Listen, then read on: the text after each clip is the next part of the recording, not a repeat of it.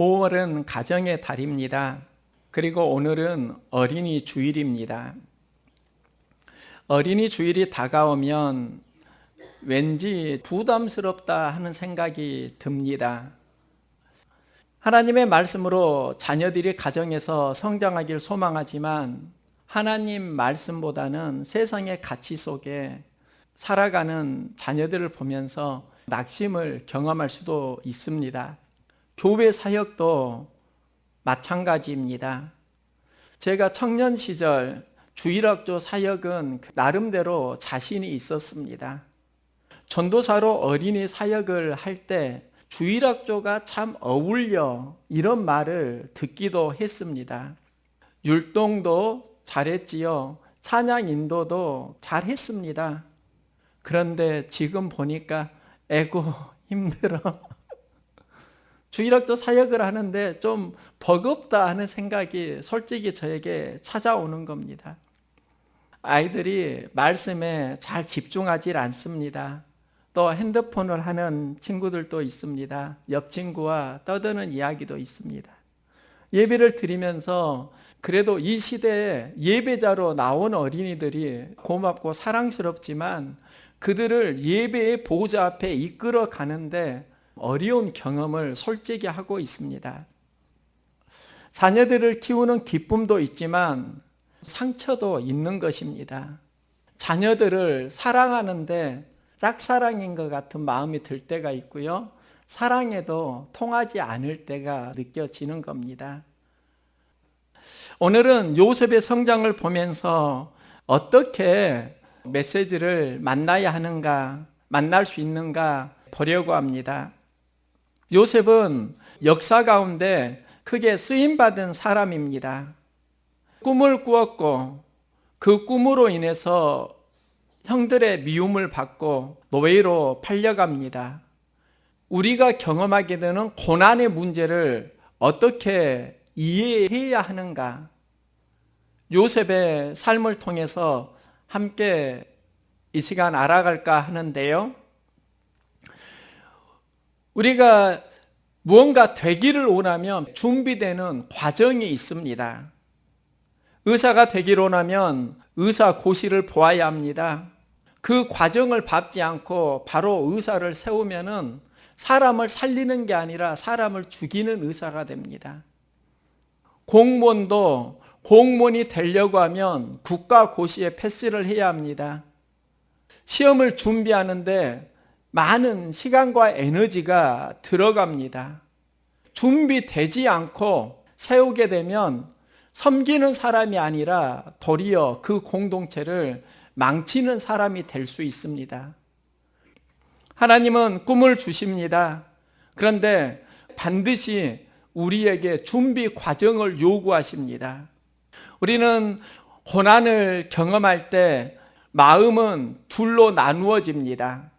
하나는 불평온망하기입니다. 어려움이 있을 때 환경에 반응하는 겁니다.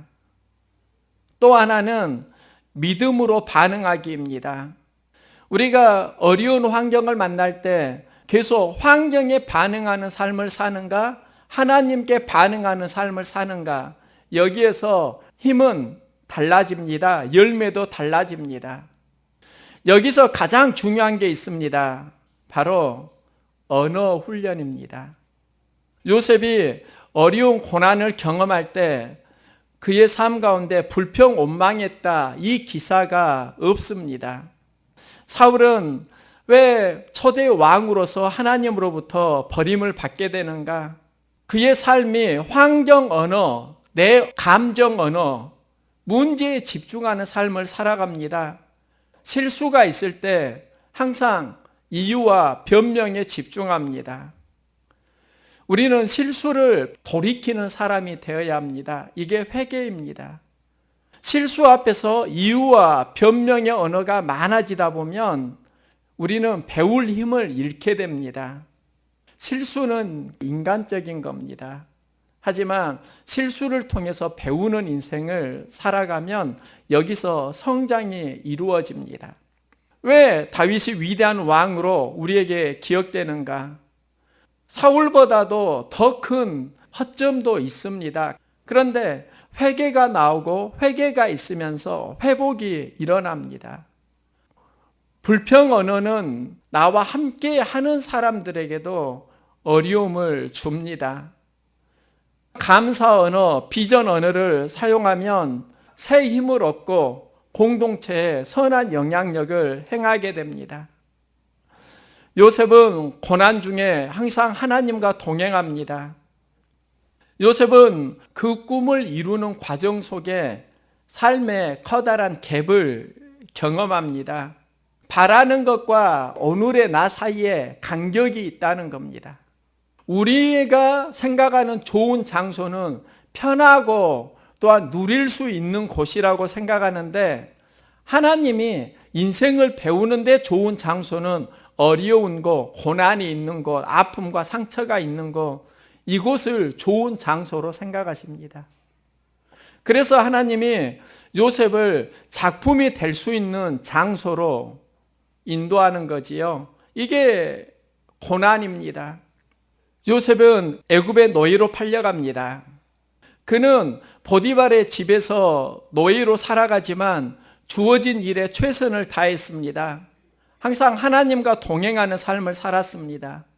하나님과 동행하면서 주어진 일에 최선을 다하니까 그 현장에서 하나님이 도우시는 지혜를 경험하게 됩니다. 보디발이 그 요셉을 유심히 보는 겁니다. 요셉이 어려운 일이 있어도 최선을 다하고 그 일에 하나님이 동행하시니까 그 가정에 총무로 등용을 합니다. 재정 관리를 배웁니다. 사람 인사 관리를 배웁니다. 이 재정 관리, 인사 관리, 그리고 그 가정의 경제 흐름을 배우게 되는데, 이게 나중에 애굽이라는 나라를 다스릴 때 애굽 총리의 일을 수행할 수 있는 밑거름이 됩니다. 우리가 하나님 나라에 쓰임받길 소망하면은 주어진 일에 최선을 다하십시오. 작은 일에 최선을 다하십시오. 그리고 중요한 일에 최선을 다하십시오. 중요한 건 바로 예배 생활이에요. 예배 생활에서 최선을 다하지 못하면 다른 것으로 나아갈 수가 없습니다. 이제 우리 교회도 하나님의 사람들을 세워가길 소망하는데, 첫 번째로 보아야 되는 게 예배 생활입니다. 예배 생활이 제대로 몸에 신앙의 체질화가 되질 않으면 다른 걸 어떻게 해 나갈 때 고민이 돼요. 우리가 그리스도인으로 살아가면, 하나님이 함께 하신다고 하면 제일 먼저 예배 생활에서 승리할 수 있기를 소망합니다. 믿음의 최선을 다하면 하나님이 도우시는 지혜를 경험하게 됩니다. 그때부터 그가 인정받는, 그리고 주목받는 사람이 됩니다. 처음부터 큰 일을 하는 게 아니에요. 소소한 것, 작은 것, 하나님께 최선을 다하는 겁니다. 작은 일의 최선이 나중에 큰 일의 최선으로 연결됩니다. 작은 일에 최선을 다하는 믿음을 주세요. 이게 하나님과의 동행입니다. 요셉은 주어진 일에 최선을 다하면서 보디발의 가정 총무가 되는데요, 억울한 일을 경험합니다. 보디발의 아내가 요셉을 유혹했는데 그 유혹을 물리치니까 그에게 성추행했다 누명을 씌우는 겁니다. 요셉의 입장에서 억울한 일입니다. 그 억울함을 경험하고 결국 감옥에 가게 되는데, 감옥에 가서도 그는 불평원망했다. 이 기사가 성경에 나와 있지 않습니다. 감옥은 참 힘든 곳입니다. 우리가 제일 인생에서 가기 싫은 곳이 감옥이잖아요. 그 감옥에도 하나님의 섭리가 숨어 있는 겁니다. 요셉이 술 맡은 관원의 꿈을 해석해 주니까 술 맡은 관원이 나가면서 말합니다. 내가 나가면 요셉 당신의 억울함을 풀어주겠다. 감옥에서 꺼내주겠다. 그리고 나갔는데 술 맡은 관원이 요셉을 잊어버립니다. 2년이라는 세월이 흐릅니다. 저는 요셉의 인생에서 가장 힘들 때가 언제였을까? 그 2년이 아니었을까? 억울해서 감옥에 왔는데 꺼내주겠다. 이 약속을 받으니까 감옥에서 이제 나가게 되겠구나. 이 소망을 품습니다. 그런데 요셉에게 감옥에서 나오라는 소식이 들리지 않는 겁니다. 감옥에서 언제 힘든가? 감옥에서 이제 나갈 수 있다라는 소망을 품으면서 기다리는 하루하루가 참 힘든 겁니다. 이 기다림이 2년입니다. 그런데요, 2년 후에 무슨 일이 일어나는가? 애굽의 바로 왕의 꿈을 꿉니다. 그리고 애굽에서 그 꿈을 해석할 자가 없습니다. 이때 술 맡은 관원이 바로 왕에게 자신이 감옥에 있을 때 요셉이 나의 꿈을 해석해 주었습니다. 그 요셉이 왕의 꿈도 해석해 줄 것입니다. 이렇게 소개를 하는 겁니다. 그래서 요셉이 바로 왕 앞에 서게 되는데요. 한번 생각을 해 보십시오. 요셉이 술 맡은 관원장의 꿈을 해석해 주고 바로 감옥을 나왔다고 하면 그 애굽에서 요셉을 어떻게 찾을 수 있습니까? 그에게는 그 2년이 아픔의 시간이고 상처의 시간이었는데 바로의 꿈을 해석해 줄 수 있는 기다림의 시간이었다는 겁니다. 내 뜻대로 안 된다고 불평원망하면서 살아가기보다 내 뜻대로 안 될 때 여기에서 우리가 믿음의 최선을 다하고 하나님의 섭리를 기다려 가는 겁니다. 하나님께서 요셉을 사용하시는 과정이라니까요. 그 과정에는 고통, 고난, 아픔, 상처, 억울함, 속상함, 눈물, 그 모든 게 다 포함되어 있다는 겁니다. 그런데 우리는 그건 좀 빼고 싶어요. 하나님의 섭리 가운데 좋은 것만을, 하나님은 사람을 사용하실 때 경험 속에서 배우게 하십니다. 그게 하나님의 섭리입니다. 경험 속에서 하나님의 섭리에 반응하는 믿음을 보십니다. 하나님이 그 믿음을 사용합니다. 그런데 요셉은 꿈을 꾸었고 믿음으로 반응하면서 이제 하나님께 쓰임을 받습니다. 요셉의 이름이 애굽에서 사브나 바네아, 이 말이 생명의 부양자라는 의미입니다. 저는 요셉을 보면서 꿈꾸는 자로 기억을 했는데 그 꿈이 생명의 부양자로 연결됩니다. 이스라엘의 애굽에 7년 가뭄이 찾아옵니다. 먹을 것이 사라집니다. 이때 어려운 이웃을 먹여 살립니다. 이웃을 살립니다. 요셉은 나중에 고백을 하는데요. 당신들은 나를 해하려 했으나 하나님은 그것을 선으로 바꾸셨습니다. 이 고백을 합니다. 요셉은 하나님의 섭리를 아는 겁니다. 그런데 또 하나가 있습니다. 그 꿈은 앞으로도 계속 된다는 겁니다. 당신들은 두려워하지 마소서, 내가 당신들과 당신들의 자녀를 기르리이다. 그가 애굽의 총리가 되고 이제 사브나 바네아가 되면서 비전을 또 선포하는데 내가 당신들의 자녀를 기르리이다. 요셉이 앞으로 또 이런 삶을 살아가겠다. 이 비전을 선포하는 겁니다. 우리가 이 시대에 사브나 바네아가 되기를 소망합니다. 생명을 살리는 부양자, 생명을 공급하는 부양자. 사람이 가장 힘들 때가 그 아이를 낳을 때라고 합니다. 그런데 그때가 가장 아름답다고 합니다. 그냥 밥 먹고 나온 배는 안 예쁜데요. 아이를 품은 배는 참 사랑스러워요. 여러분, 남편이 뚱뚱한 배 보고 사랑스러워 한 적 있나요? 살 좀 빼서. 근데 아이를 품으면 그 배가 사랑스러운 겁니다. 생명이 자라기 때문입니다. 생명을 품으면 사랑스럽다고요. 생명을 확장시키는 사람을 하나님은 기뻐하십니다. 생명을 확장시키기 위해서 과정이 있는데 마음 상처를 극복하기입니다. 당신들은 나를 해하려 했으나 하나님은 그것을 선으로 바꾸셨다. 요셉이 하는 고백입니다. 자기의 인생을 살펴보니까 당신들 나를 헤아려 했지요. 나 정말 그것 때문에 고생 많이 했어요. 그 마음 안에서 무엇이 자랄까요? 17세의 나이에 아버지 사랑받는 자녀에서 웅덩이 속에 빠져서 생명이 매장될 위기를 경험합니다.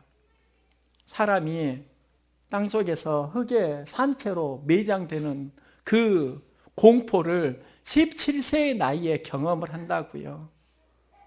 그러면 그게 얼마나 큰 상처가 될까요? 한 아이가 물에 빠져서 죽을 경험을 했습니다. 제가 전도사로 사역할 때 어머니가 하는 말이 있습니다. 어릴 때 물에 빠져가지고 지금도 그 공포감에 두려움에 물에 잘 적응을 못한다는 겁니다. 이해가 되더라고요. 우리는 바라보지만 죽음의 공포를 경험하면 몸에 상처가 되는 겁니다. 요셉도 그걸 경험합니다. 다행히 살지만 노예로 팔립니다. 그러면 요셉 안에 무엇이 있을까요? 어려움을 만날 때마다 형들 원망하는 감정이 있지 않을까요? 요셉은 이 감정을 극복합니다. 우리에게도 이런 감정이 있습니다. 크든 작든 누구에게나 다 있다고요. 상처 감정을 극복하면서 우리가 믿음의 행진을 하는 건 여기에서 하나님께 쓰임받을 수 있는 그릇으로 준비되어집니다. 하나님, 저의 마음 좀 치유해 주세요. 하나님, 저의 상처를 어루만져 주세요. 상처에 갇혀 사는 인생이 아니라 상처를 통해서 다른 사람의 상처와 아픔을 이해할 수 있는 치유자의 삶으로 성장해 가시기 소망합니다. 이게 요셉이라고요. 그래서 요셉은 당신은 나를 헤아려 했지만 하나님은 그것을 선으로 바꾸셨다. 백성의 생명을 구원하게 하려 하셨다. 이 비전을 선포할 수 있는 겁니다. 요셉은 하나님이 바꾸시는 체인지가 있습니다. 자기의 상처를 하나님의 선으로 바꾸는 겁니다. 자기의 마음을 바꿀 뿐만 아니라 요셉이 위대한 건 이제 비전을 선포합니다. 당신들은 나를 헤아려 했지만 당신들과 당신들의 자녀를 기르리이다. 생명의 공급자로 살겠다는 겁니다. 요셉의 꿈은 생명의 부양자 사브나 바네아로 연결되는데요. 성경을 보면 정말 예수님도 사브나 바네아 생명의 부양자입니다. 도둑이 오는 것은 도둑질하고 죽이고 멸망시키려는 것뿐이요 내가 온 것은 양으로 생명을 얻게 하고 더 풍성히 얻게 하려는 것이라. 생명을 풍성히 얻게 하려는 것, 이게 생명의 부양자 사브나 바네아입니다. 또 제자들에게 주시는 권면이 있습니다. 누구든지 제자의 이름으로 이 작은 자 중 하나에게 냉수 한 그릇이라도 주는 자는 내가 진실로 진실로 너희에게 이르노니 그 사람이 결단코 상을 잃지 아니하리라. 제자 이름으로 작은 자에게 냉수 한 그릇을 주면은 그에게 상이 임한다는 겁니다. 인간에게 있어서 냉수 한 그릇, 이게 무엇을 의미할까요? 물이 공급되지 않으면 삶은, 생명은 유지되지 않습니다.